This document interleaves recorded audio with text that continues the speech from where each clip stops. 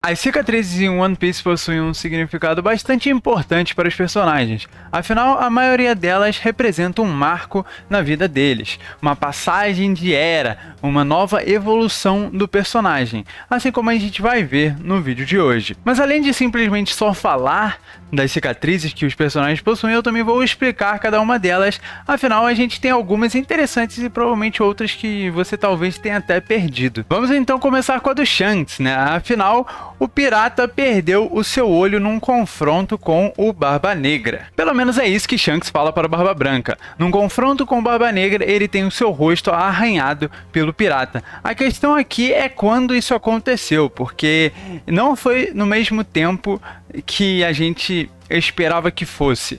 O Shanks tem essa cicatriz desde o início da obra, né? No caso, desde o início da versão do Luffy da obra, né? Sem contar a parte do Roger. Muita gente falava sobre a execução do Roger, em que a cara dele estava abaixada, mas no episódio 970 a gente vê o rosto dele completinho e a gente não tem nenhuma cicatriz, ou seja, ele conseguiu aquilo depois da execução do Roger. Lembrando que o Shanks se tornou um pirata, um Yonkou, não muito tempo depois disso, né? Alguns anos após isso, com certeza, mas não foi uma disparidade muito grande, tipo 30 anos. Então, ele muito provavelmente teve conflito não só com o Barba Negra, mas talvez com piratas do Barba Branca, porque é a disputa de território e ele estava tentando fazer o seu nome. E provavelmente isso aconteceu num dos confrontos com o Barba Negra, porque antes o Barba Negra possuía uma arma que tinha 4 lâminas, né? Era uma garra, como se fosse a do Wolverine, para deixar bem explicado, só que com 4.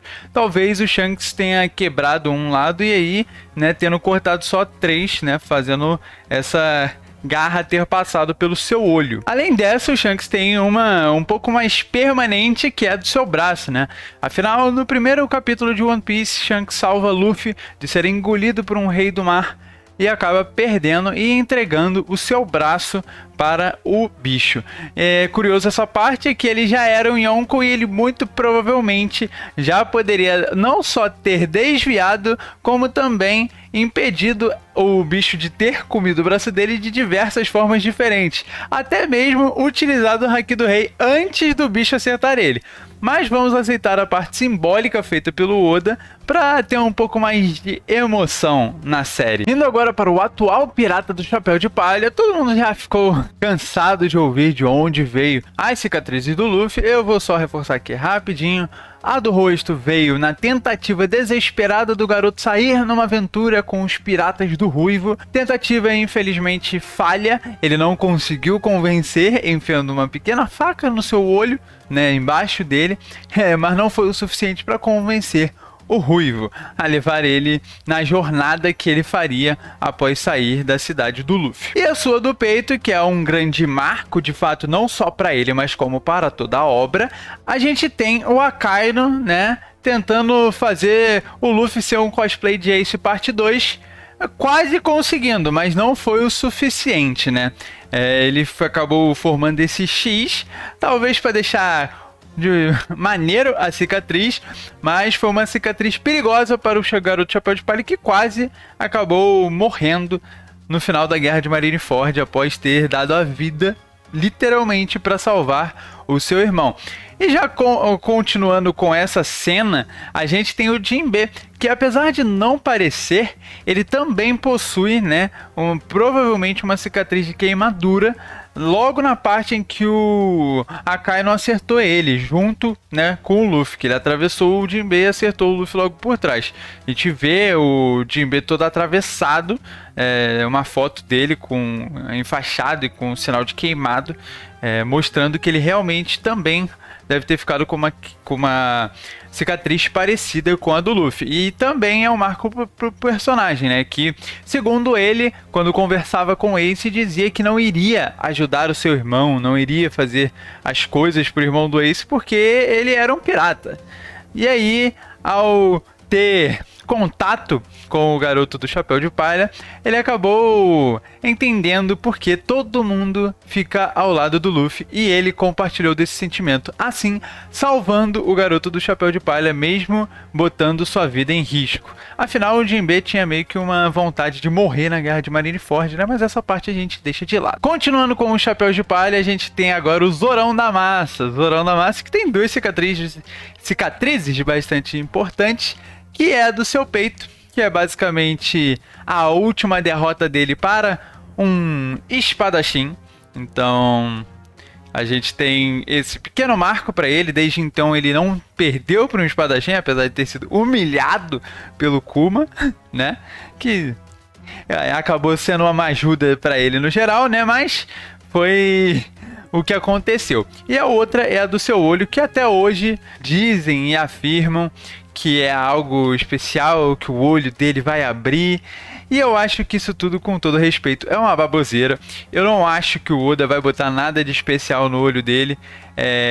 Eu tenho uma curiosidade, que é como de fato o Zoro perdeu o olho dele ou não enxerga mais, porque eu acho que é isso que aconteceu, principalmente com os acontecimentos e as falas dos personagens agora em Wano. A gente vê que o Ryuma era um samurai caolho, que o Shimaru, né, não era caolho, mas ele acabou tendo seu olho enfaixado, de fato, talvez perdendo seu olho também. Então isso foi um acontecimento que muito provavelmente era para ligar esses personagens ao Zoro. Eu não acho que seja impossível ele abrir esse olho de novo, eu só acho muito improvável devido a tudo que o Oda apresentou em Wano, comparando o Zoro com o Ryuma depois disso tudo. Então, infelizmente, não teremos Zorão abrindo seu olho esquerdo e aumentando seu poder em 70%. Nós também temos, voltando rapidinho para o Luffy, o momento em que ele é atravessado pelo tridente do Katakuri, que acabou, por algum motivo milenar, não transformando o seu, numa outra cicatriz. Não sei porquê, afinal, foi dito umas 20 vezes que aquilo era um golpe fatal. O Luffy não conseguia nem ficar em pé direito, ficou segurando aquilo na luta o tempo inteiro e mesmo assim não foi um golpe fatal. Meio frustrante, seria legal ver uma outra cicatriz. O Luffy, que já é cheio das cicatrizes que não são mostradas, afinal, ele tem dentada no pescoço do Rode, do Arlong, ele tem congelamento do Aokiji. O Luffy já sofreu de tudo, nem tudo ficou marca, muito também para não deixar o personagem sair do que ele é, ficar todo deformado, mas ele tem diversas cicatrizes ao longo da sua jornada. Vamos agora para a Nami, a navegadora do Chapéu de Palha, tem sua cicatriz muito marcante, é uma das melhores cenas, se não a melhor cena do início de One Piece. O momento em que realmente a obra, na minha opinião, vira uma chave. Não que ela seja ruim antes, mas naquela situação ali criada pelo Oda na história do Arlong Park, a cena em que ela está esfaqueando a tatuagem do Arlong é realmente muito absurda. E a gente vê que fica uma cicatriz que depois acaba saindo no time skip, mas ela realmente tem a cicatriz. Eu vou deixar passando aí. E realmente foi um gesto muito desesperado dela, frustrada por toda a situação. E a gente tem um momento em que o Luffy abraça ela novamente como sua companheira. Continuando para os últimos piratas do Chapéu de Palha, a gente tem Frank com o seu corpo basicamente sendo a cicatriz. Afinal, ele mudou ele completamente, então as cicatrizes são feitas na sua mudança no time skip também, além de Zoro e Luffy, ele entra aí para esse grupinho que acabou recebendo uma cicatriz de uma forma interessante, ele mudou o seu corpo, com isso ele teve que basicamente moldar, botar, encaixar as peças, então ele basicamente teve que fazer uns cortes ali. Acabou criando diversas cicatrizes por volta do seu corpo inteiro.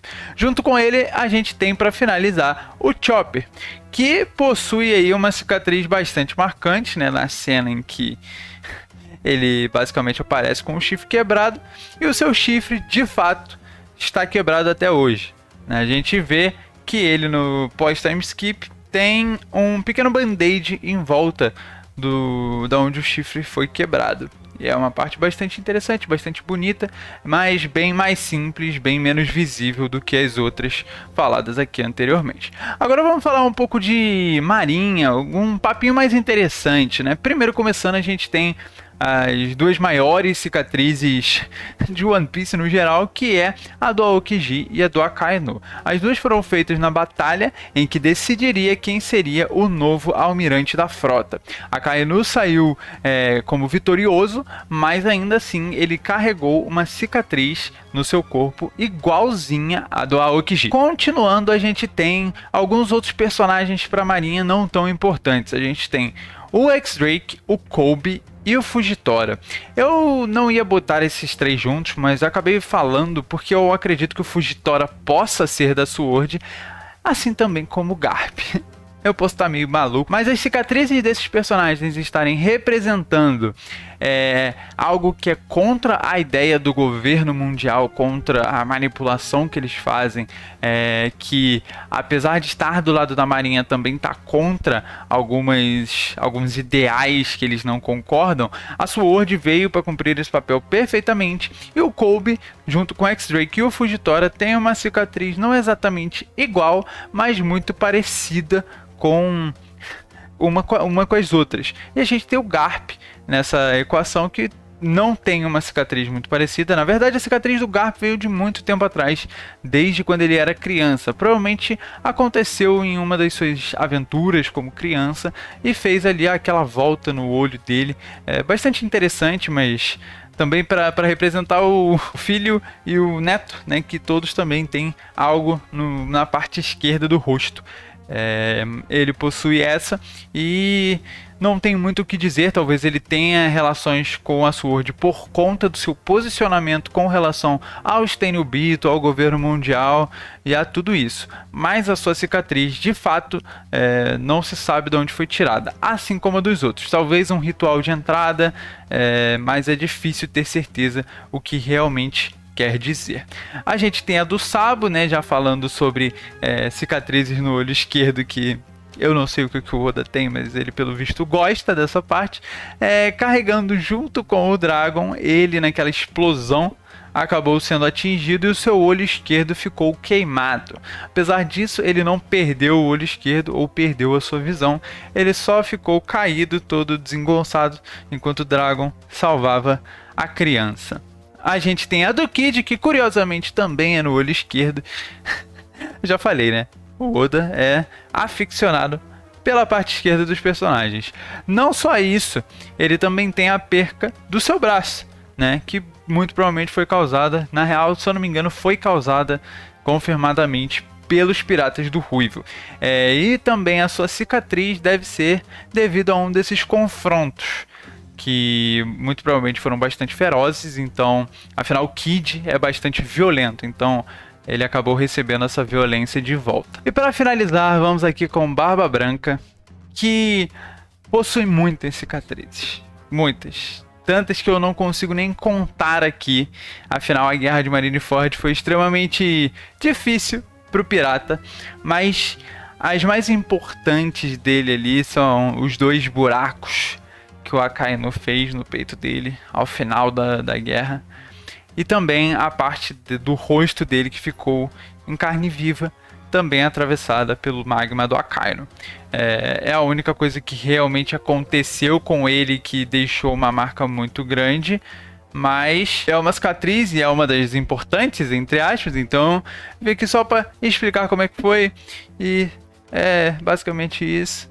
A gente tem a do Kaido, que é o corte do Oden, né? E agora também tem a parte em que o Zoro cortou, que aumentou um pouco mais a cicatriz. Não foi o suficiente para deixar uma marca gigantesca, fazer igual o Oden, né? Mas pelo menos, né, ele conseguiu causar dano no Kaido, que é uma coisa muito importante, porque quase ninguém conseguiu fazer isso na guerra inteira. A gente viu que muita gente lutou e ele estava lá, né? Provavelmente o personagem mais forte de One Piece. Ele manteve a sua cicatriz. Ele não tem nenhuma outra expressiva além dessa. Tem a tatuagem no braço esquerdo, mas não acredito que seja nada a ver com isso. Tem só essa cicatriz que poderia ser muito relacionada com a sua derrota, mas como Oden acabou sendo enganado, ele só foi derrotado mesmo. Então, não tem nada demais com relação a isso. E essas são as cicatrizes mais importantes de One Piece que eu lembrei aqui, que eu fiz aqui. Se teve alguma que eu não falei muito sobre, que vocês queriam saber mais, deixa aí nos comentários. Dificilmente eu vou fazer um outro vídeo falando sobre isso. E para finalizar, de verdade, a gente tem a grande cicatriz do Brook, que é uma pequena rachadura agora no seu crânio. Afinal, ele é puro osso, não tem como ter cicatriz, né? Fiquem com essa, eu vou ficando por aqui. Não se esqueça de se inscrever aqui no meu canal, que você me ajuda demais. Curtir o vídeo, deixar aí o seu comentário, o que você achou do vídeo, se foi bom, se foi ruim. E eu vou ficando por aqui. Valeu, falou, eu fui!